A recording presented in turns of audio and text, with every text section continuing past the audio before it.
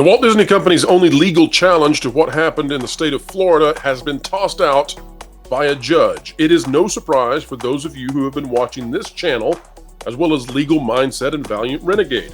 You've known that. Those of you who tune into that Park Place, you've been told repeatedly this is what was going to happen. But the pixie dusters, they're lost. And the mainstream media has some very interesting takes today, which we will show you as they deal with, fool with, and, well, become perhaps foolish themselves in the way they try to manage a failed narrative.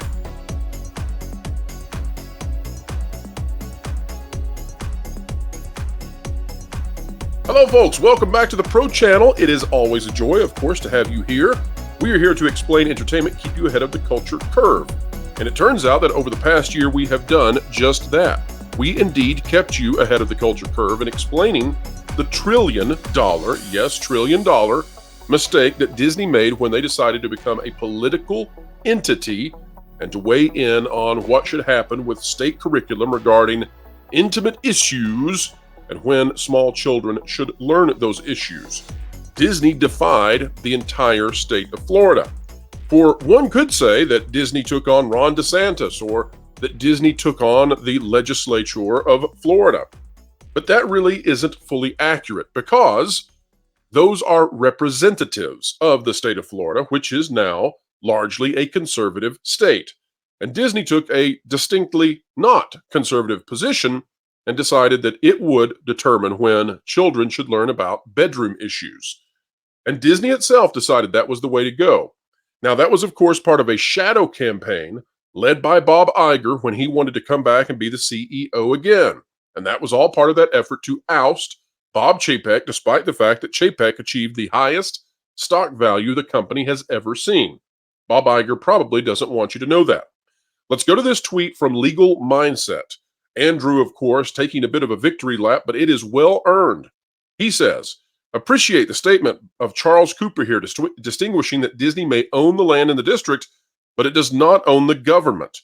The mouse treated the Reedy Creek government as personal property for over 5 decades, which was in clear violation of the original intention of the statute, as well as Florida law. The fact that lawmakers like Linda Stewart still use the term interchangeably shows a clear intent at government capture. And, folks, we would remind you that we've had Andrew on the channel several times due to transportation issues, due to Andrew being in transit. We're going to have to wait until potentially tomorrow to have him on the channel to talk about where Disney might go next and what happens with the state of Florida. But that said, Andrew is an attorney who specializes in special districts in Florida. You cannot get more specific than that. You can't find somebody who's a better expert than Andrew. And he's been saying this the entire time.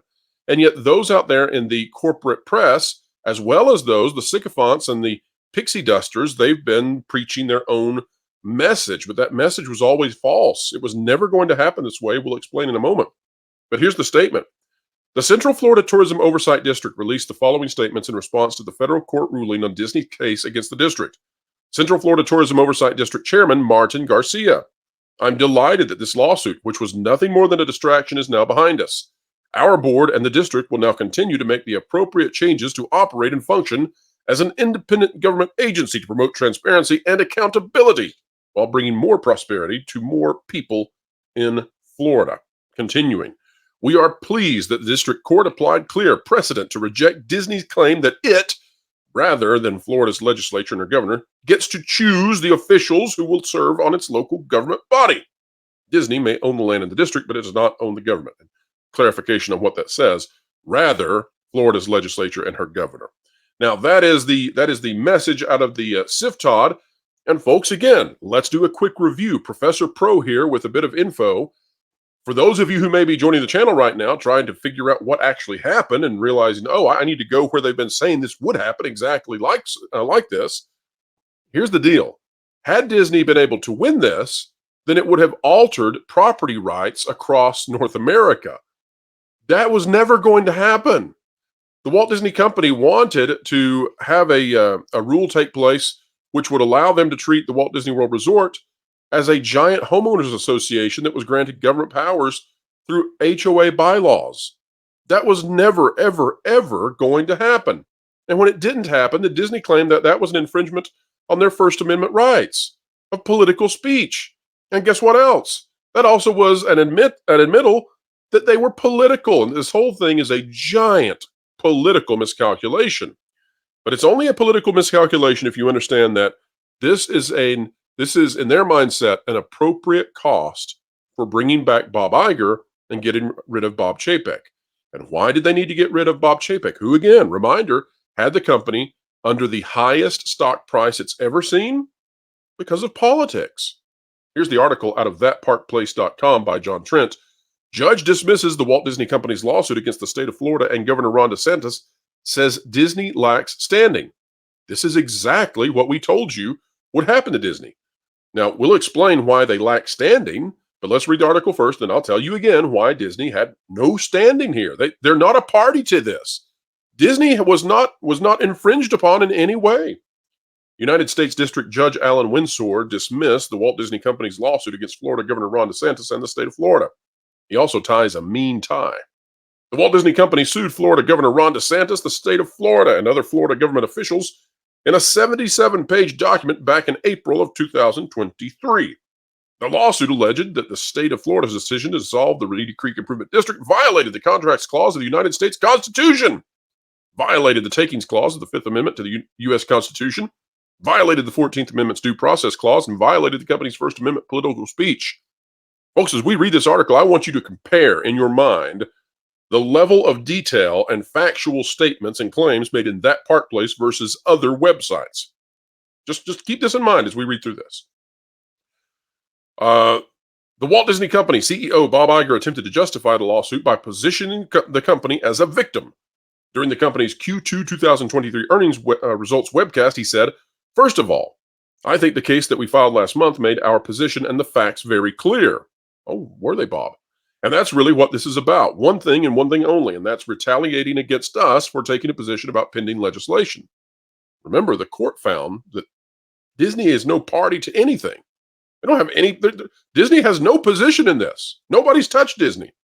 And we believe that in us taking that position, we are merely exercising our right to free speech. Also, this is not about special privileges, although they had their own government that they ran, or a level playing field, although the competitors did not, or Disney in any way using its leverage around the state of Florida, which apparently they have very little. But since there's been a lot said about special districts and the arrangement that we had, I want to set the record straight on that too, Iger said. He continued, there are about 2,000 special districts in Florida, and most were established to foster investment and development, and we were one of them. No, you were not. You were not a special district. You are a public corporation. You are not a government, and you never were a government except that you took control of a government. It basically made it easier for us and others, by the way, to do business in Florida, except Universal Studios didn't get their own special district, and even if they had, it would have been controlled by the government, as all other special districts are. And we built a business that employs, as we've said before, over 75,000 people and attracts tens of millions of people to the state. So while it's easy to say that the Reedy Creek Special District that was established for us over 50 years ago benefited us, it's misleading to not also consider how much Disney benefited the state of Florida, Iger stated. He goes on. And also, we're not the only company operating a special district, he stated. I mentioned 2000. The Daytona Speedway has one. The Villages, which is a prominent retirement community. And there are countless others. So if the goal here is leveling the playing field, then a uniform application of the law or government oversight of special districts needs to occur or be applied to all special districts. Now, of course, none of this was found to be accurate when it came to the actual findings of the judge. Here's what it says. In a 17-page document granting the motion to dismiss, Judge Alan Windsor wrote, the clerk will enter a judgment that says this case was resolved on motions to dismiss. Plaintiff's claims against the governor and the department secretary are dismissed without prejudice for lack of subject matter jurisdiction. To translate that, it means Disney has nothing to do with this. Plaintiff's claims against the Central Florida Tourism Oversight District board members are dismissed on the merits for failure to state a claim. In other words, there's not even a claim. There's not even a claim, folks. This was how fallacious and stupid this was from the very beginning. This is just frivolous in every single way. Judge Windsor specifically addressed the First Amendment claim, writing, as a general matter, the First Amendment prohibits government officials from subjecting individuals to retaliatory actions after the fact for having engaged in protected speech.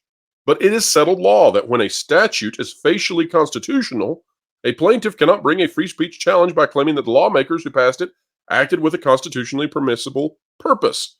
The 11th Court has held that many times, and this settled law forecloses Disney's claim.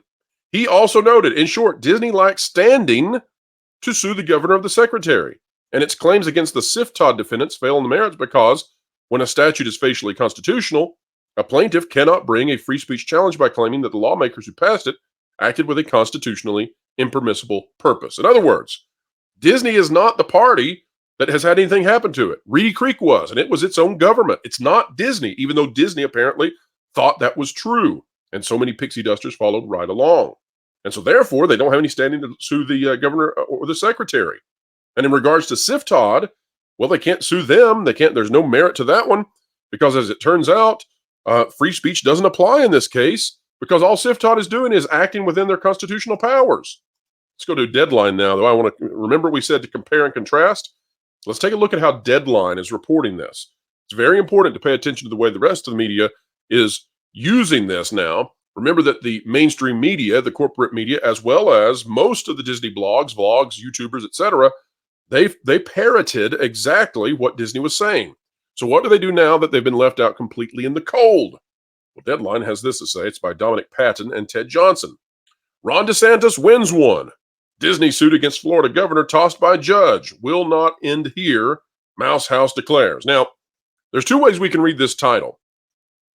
One thing we could say is that this is a ding at Ron DeSantis and it's making fun of him because he did not win in the Republican primaries. So that's one way to read the headline.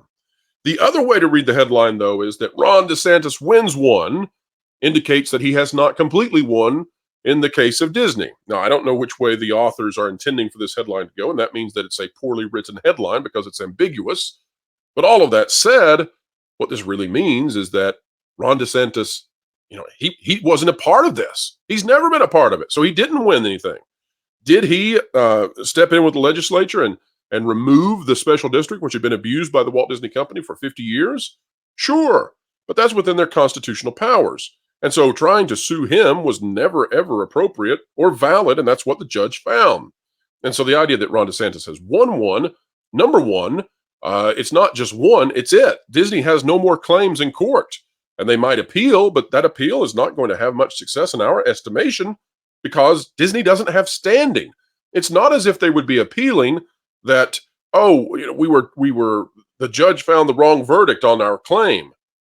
They would be appealing that they have standing. They would have to convince in appeals that they are a party that has been harmed in all of this. And that's going to be extraordinarily difficult to do because, as we've said before, Disney wasn't a government. And if Disney does prove that they were harmed by this because they were a party to this, then they are simultaneously claiming government capture. And if they claim government capture, then they're in a whole heap of trouble. And frankly, at this point, they should tuck Mousetail between legs and walk off because they're in a much better place not having been accused yet, necessarily, of government capture. And oh yes, the court cases against Disney are just beginning. So perhaps don't feed those court cases with more evidence, Disney. Donald Trump can beat Ron DeSantis, but turns out the Walt Disney Company can't. That's the first line there. A federal judge just dismissed the Bob Iger-run corporation's First Amendment lawsuit against the Florida governor and failed GOP presidential candidate. After a hearing and having carefully considered the parties' arguments, I now grant both motions, U.S. District Court Judge Alan Windsor wrote Wednesday, nearly 2 months after the said hearing. The Central Florida Tourism Oversight District Board, the group that now oversees a swath of Central Florida, where Walt Disney World sits, also was a defendant in the case, along with DeSantis and a number of top members of his administration. In other words, they threw everything they had at suing anybody they could with complete nonsense. Now, how are they covering it over here with the Disney site? So this is WDW Magic. There's two articles we're going to read over here. They're both really important, but I want to take a look at their coverage of the Reedy Creek situation. Disney's lawsuit against Florida Governor Ron DeSantis and the Central Florida Tourism Oversight District is dismissed. This afternoon, U.S. District Judge Alan Windsor has dismissed Disney's federal lawsuit against Florida Governor Ron DeSantis and the Central Florida Tourism Oversight District Board. You get the idea. But is it slanted at all? Well, let's go down to the bottom right here. This is fascinating to me. Here's two paragraphs that need to be read. They're at the bottom, so better that than being at the top. But here's what they say. Notably, the ruling does suggest that Disney may have standing to sue the Central Florida Tourism Oversight District board members. Oh, good grief. Oh, good grief. The whole thing was tossed out. Good grief. While the court dismissed Disney's claims against Florida Governor Ron DeSantis and Secretary of Florida's Department of Commerce due to lack of standing, it acknowledged that Disney has demonstrated sufficient standing to bring a claim against the cftod defendants. Yes, and it dismissed the claims they had. What other claims could Disney possibly bring? It brought the First Amendment claims. They were tossed. In a statement released following the court case's dismissal, a Disney spokesperson told WDW Magic, and this is a lot of fun. So this is just the statement released to all organizations, but WDW Magic wants you to know that a spokesperson talked directly to WDW Magic. It's the exact same statement released to all the media. This is an important case with serious implications for the rule of law, and it will not end here. If left unchallenged, this would set a dangerous precedent and give license to states to weaponize their official powers to punish the expression of political viewpoints they disagree with. We are determined to press forward with our case. Folks, in that second to last sentence, that's where the whole baby is put out there. It's where everything is given away. It's where the cards are laid bare on the table. It was always political. It was a political miscalculation on the part of Disney.